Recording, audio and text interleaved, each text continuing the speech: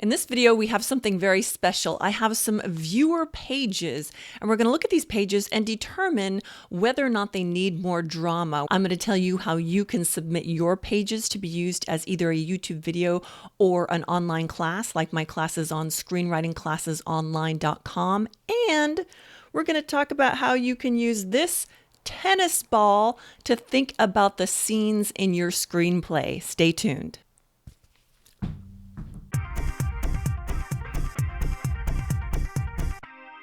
Stan asked me in the comments to do a video on how certain genres might be harder to do than others. You know, it's easy to make an action movie dramatic. You've got life and death, obvious stakes. And then he started talking a little bit more about his project and how he wanted to show passion and he wanted to show peace and harmony. Well, my little ears prick up and I start to worry when I hear too much peace and harmony, because usually you want a lot of conflict, but there are no rules. So you cannot say yay or nay until you actually see the pages. And even then, it's just your opinion. There's no right and wrong. So I asked him to send me the pages, and I thought these would be great for you to look at. So we owe a huge debt of gratitude to Stian for letting us use these pages. Much love. And so we're going to look at this and determine whether or not they need more drama. Now, the scene in question is actually the second scene in the script, but he wisely sent us the first scene as well so that we can understand the context and what's going on. So let's look at this first scene. Fade in, a relaxing, melancholic theme hinting that a climactic event is ahead is playing on screen. Exterior desert day. From a desert highland, units of spiritual energy drifting upwards from the vast area beneath are visible. The units look similar to material, gas, and liquid and have multiple colors. Rachel voiceover. I've assembled my knowledge in one place. I've seen what it takes to create the world I envision. Units of immaterial gas fuse to create different shapes of immaterial liquid. Rachel, I desire to create awareness of the spiritual nature of humans. I believe that both individually and socially, we will have greater emotional experiences by comprehending the most essential part of ourselves, a part that so few have sought to understand. Within a bubble of liquid, there is an image sequence of flowers growing in a garden. Rachel, I have reached important milestones in my work. I've seen lives being changed. But I realized that the path I began walking could never lead to where I wanted to go. My journey will have a different ending than I had anticipated. Different units of liquid show forests, grasslands, and valleys with multiple pathways. Rachel, I have learned the real cost of creating the state of wellness I intended. I now understand what I must accomplish. Units of liquid show mountains and open landscapes being illuminated. Rachel, if I succeed, I will leave an irreversible mark upon humanity, a mark that will also be painful. But it is the only way to end the suffering of our world and create the foundation for the life that was meant for us. Multiple units of gas fuse into liquid as they ascend, while some units remain as they are. The energy soars high into the atmosphere and beyond. All right, now this first scene excites me because I don't usually see scripts about metaphysics. So I love the subject matter. I think it's also very timely and it's unique. I like the trippy, mysterious energy that's happening here. So that gets me excited about what we're going to see later. So there's all kinds of yummy juiciness going on here. Now, this isn't the scene that he had an issue with. A friend of his told him, your scene needs more conflict, the second scene. But since we're talking about drama, let's apply it to this scene as well. Do we think this needs more drama?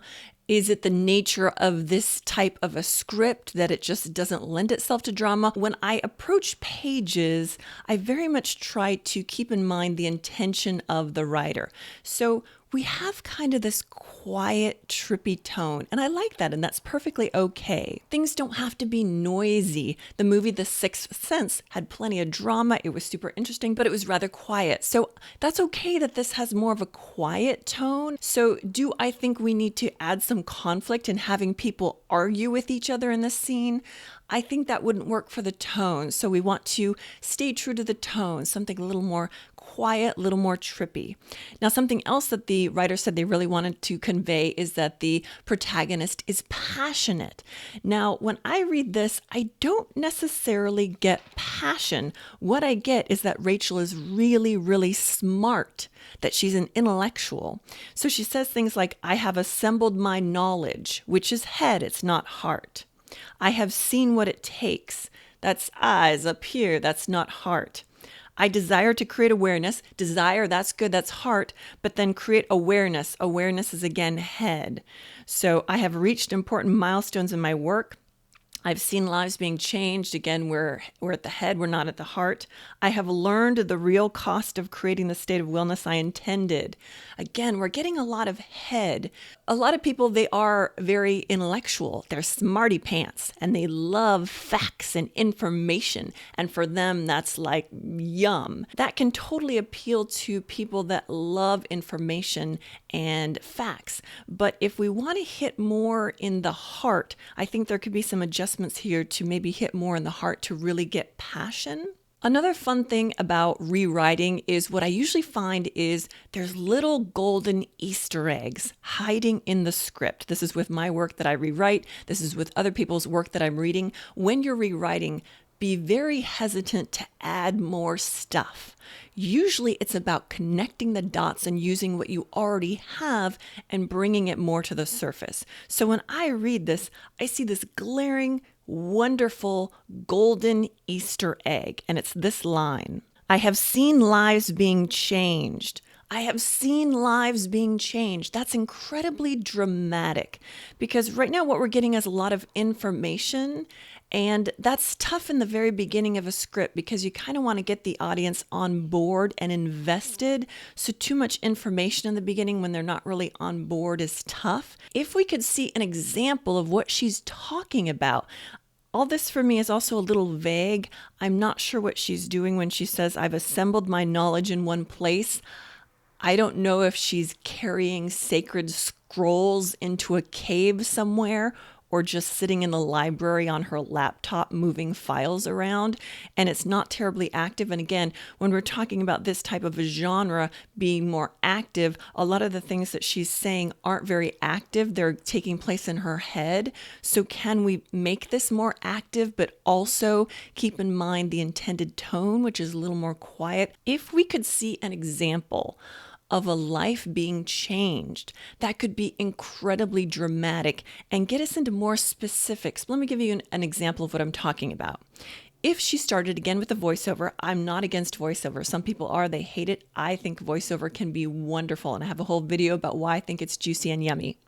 So if we continue to have a voiceover, and if she said something like this, if she said, when I was working in a small village with the Peace Corps, a 3-year-old girl fell down an abandoned well.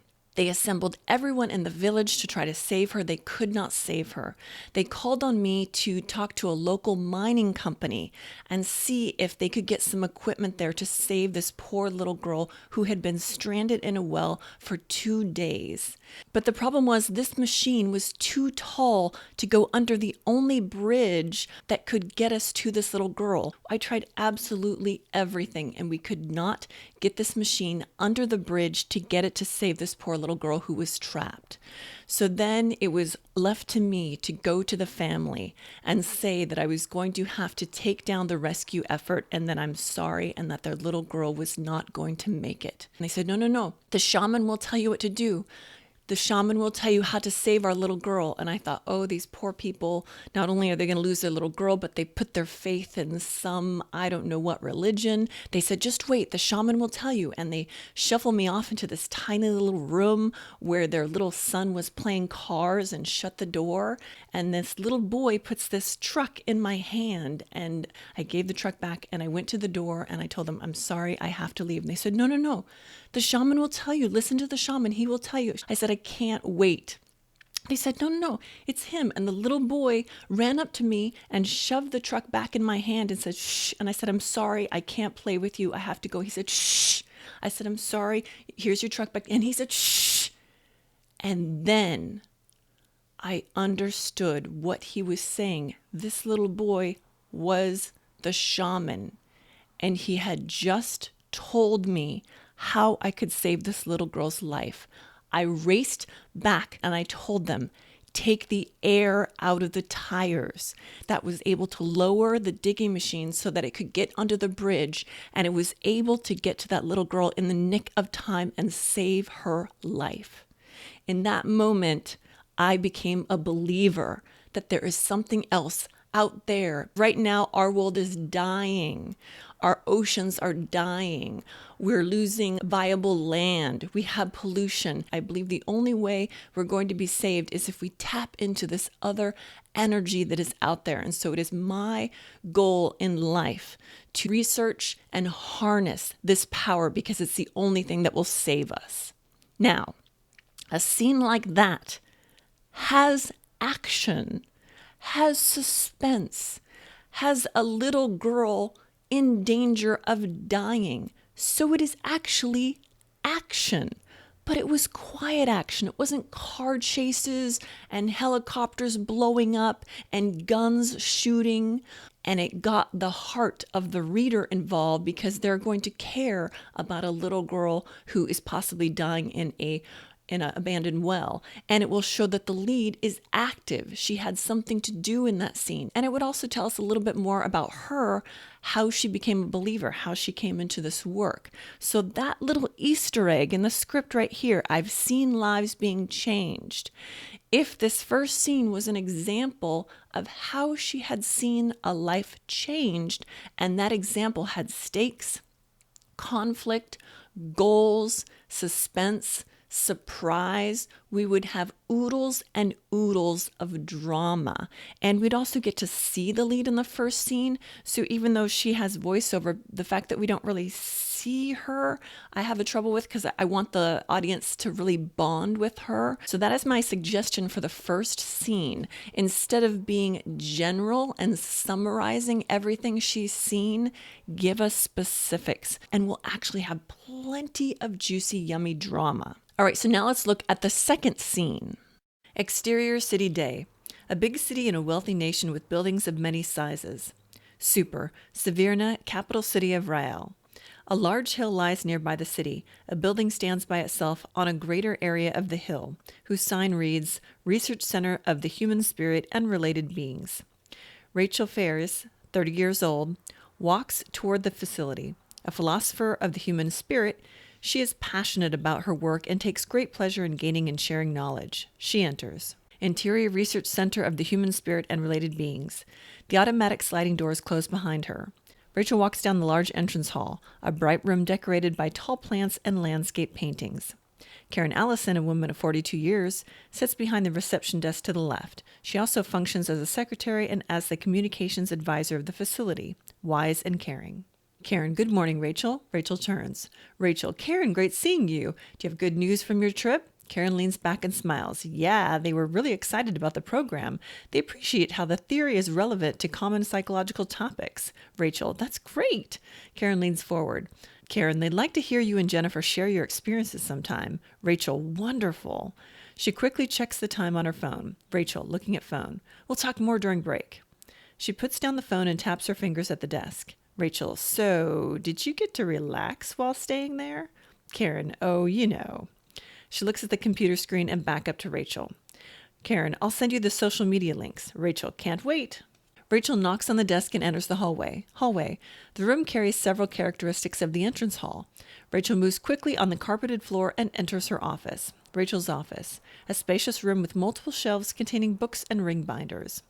The light goes on as Rachel enters. She moves toward her desk filled with papers. She skims through a handful. She picks them up and leaves. Hallway. Rachel walks further down the hallway. Through some windows, she notices Eric, late 20s, sitting alone in a room to the right. She pauses for a moment, then walks on. She enters a meeting room. Meeting room. Two people, John Delaska and Marie Alyssa, sit by a round table. John, 65 years, is the director of the facility and spends most of his time doing philosophical research on thoughts, feelings, and beings that stand in relation to these experiences, kind and intellectual. Marie, 32 years, is the educator of the institution. She writes educational texts and scripts, audio and video material. A cheerful and outgoing girl. Marie, hi Rachel. She raises her hand. Rachel, hi Marie. John, just in time.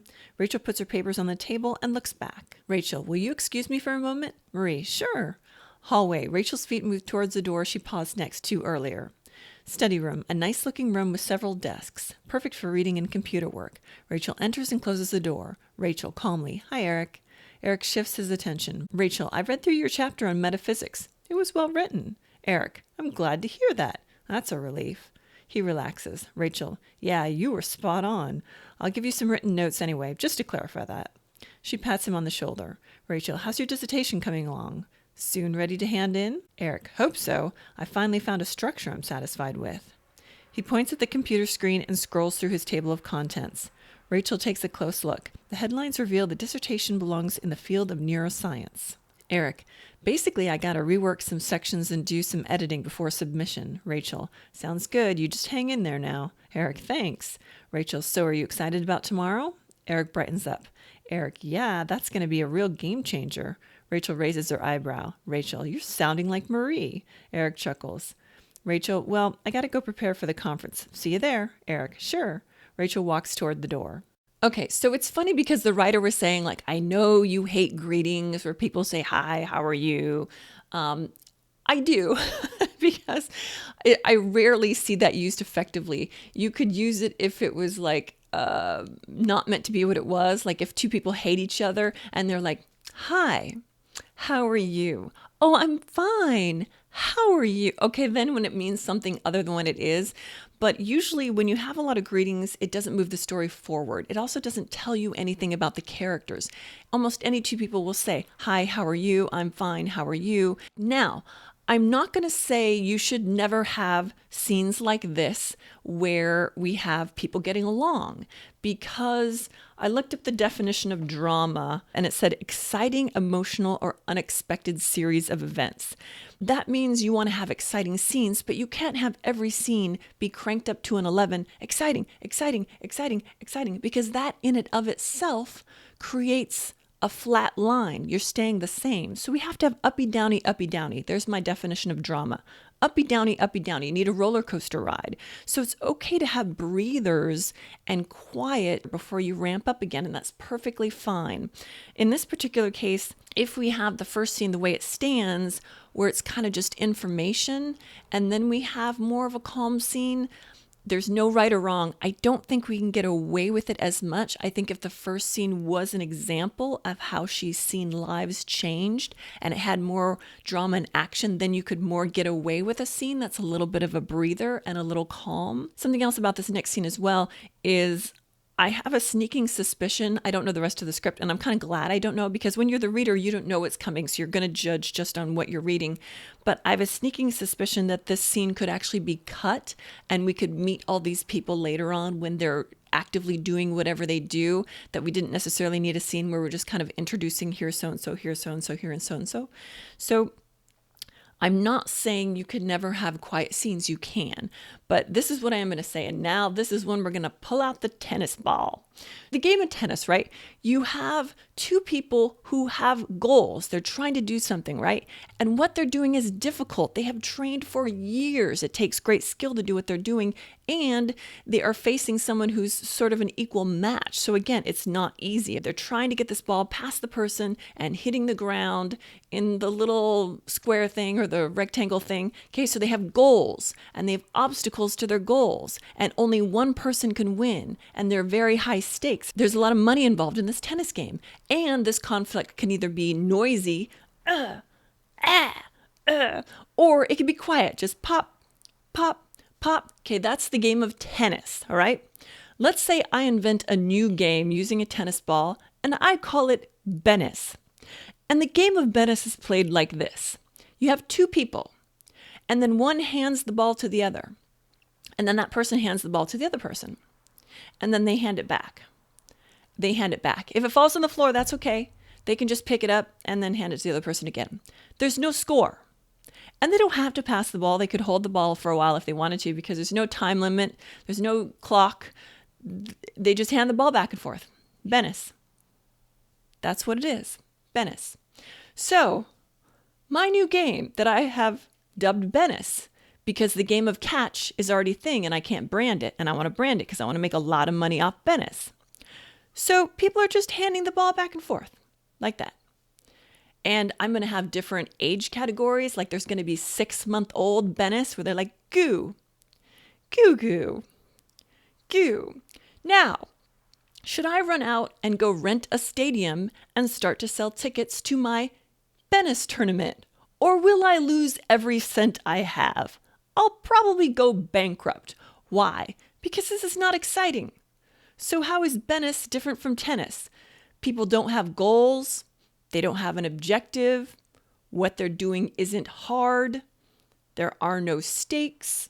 Okay, so those are like scenes that are like in your script that the protagonist doesn't have a goal. What they're doing isn't difficult. And again, I'm not saying Bennis scenes are bad. You should never have a Bennis scene, but you should be very consciously aware that that scene is lacking something, and it's okay if it's in between more exciting scenes and you're taking a breather. But you might want to think, how could I not have this scene be a Bennis scene and give it a little more oomph? Now, you can either have calm, polite Bennis.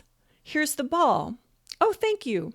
Here's the ball back. Oh, thank you. Can I have the ball? Sure. Here you go. There's the ball. Can I have the ball? Sure. I would love to have the ball back. There you go. No problem. Or here's the mistake I see a lot of screenwriters make.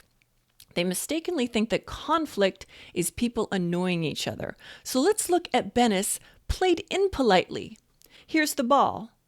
What do you mean, here's the ball? When you hand over the tennis ball and I open my hand to take the tennis ball, what do you think? I'm going to have a hamburger? Here, take it back. Oh, I know what this is about. It's about the other last Tuesday when you texted me to bring hamburgers home. Oh, surprising you said hamburger and I forgot and you got all mad about it. I don't like the way you part your hair. Well, I don't like the way you brush your teeth. At least I brush my teeth. You don't even use a Q-tip. You don't have to use Q-tips. God made the ears self-cleaning. Yeah, with nasty wax that you need to clean out with a damn Q-tip. Okay, this is two people playing Bennis, right? They're still playing Bennis. They're still not doing anything easy or anything hard. What they're doing is easy. They're just sending the ball back and forth. But now they're annoying the heck out of each other while they do it. Okay, so there's a difference between annoyed Bennis and tennis. Okay, in tennis, it's difficult. There are obstacles. There are goals. In annoyed Bennis, nobody has a goal. There's no obstacles. What they're doing isn't hard. They're just annoying each other the whole time.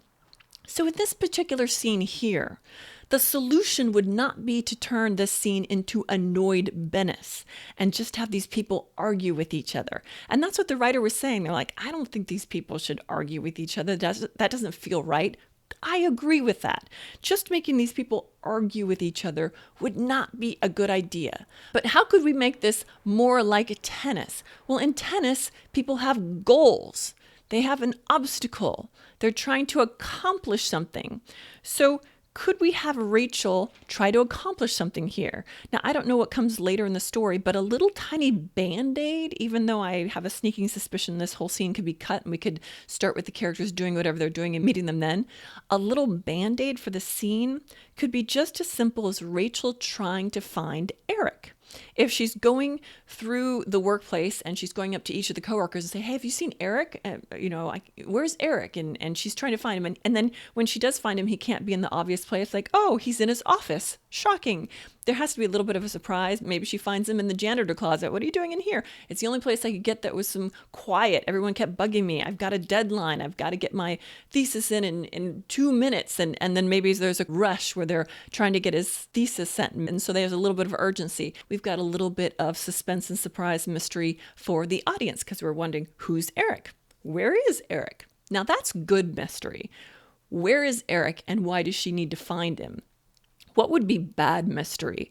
If we just had Rachel going through the office, opening doors, kind of walking in and then leaving, where she's actually looking for Eric, but the audience doesn't know she's looking for Eric. The audience just sees her walking into a room, looking and leaving, walking into a room, looking and leaving, walking into a room. That's confusion. So there's a difference between confusion and mystery, and you don't want to confuse the audience. So that would be my little, just a band-aid, because I don't know more about the story. I couldn't say more than that, but just giving her a goal in that second scene would just give it a little bit more momentum, make her a little more active. She's got something to do. Something else to talk about when it talks about showing harmony. The writers of Shrek, Ted and Terry, there's something they said at a conference I will never forget. And it's that when they were writing Shrek, they really had to argue with the executives about the scene where Shrek and Fiona physically fight.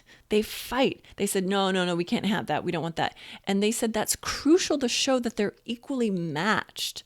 So too often I see in rom-coms, and I talked about this in my video about rom-coms, is people show peace and harmony, but actually having people kind of go head to head more shows that they're equally matched. And sometimes when you're too polite with other people, that shows you might feel either inferior or feel like superior to them, and you're a little distant. When you're just polite with someone, there's distance, where half the time the people that you really like, you might give them a bad time, right? You might rib them, you might joke with them, you might mess with them, you might do practical jokes on them, and you might be the most honest and open with them and not so distant. Polite is kind of a distant kind of a thing. So to show these people really have peace and harmony, you could actually show them more, give each other a bad time, which is a little bit of annoyed Bennis, but I'm not saying annoyed Bennis is bad. I'm saying all these things you have to use selectively, a little bit of this and a little bit of that. It can't just be a whole script of annoyed Bennis. But also, if they have different ways of approaching things, it helps differentiate their characters. So right now, I don't really know how Rachel is different than Marie. They're both polite. They're both nice. Is one more cynical than the other?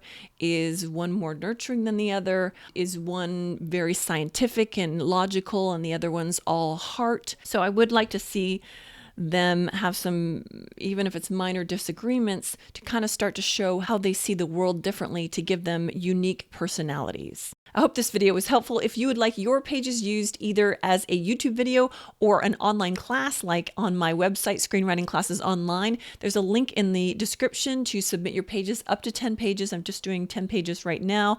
And then that will be useful for other people, because I'm sure your questions are questions that other people have.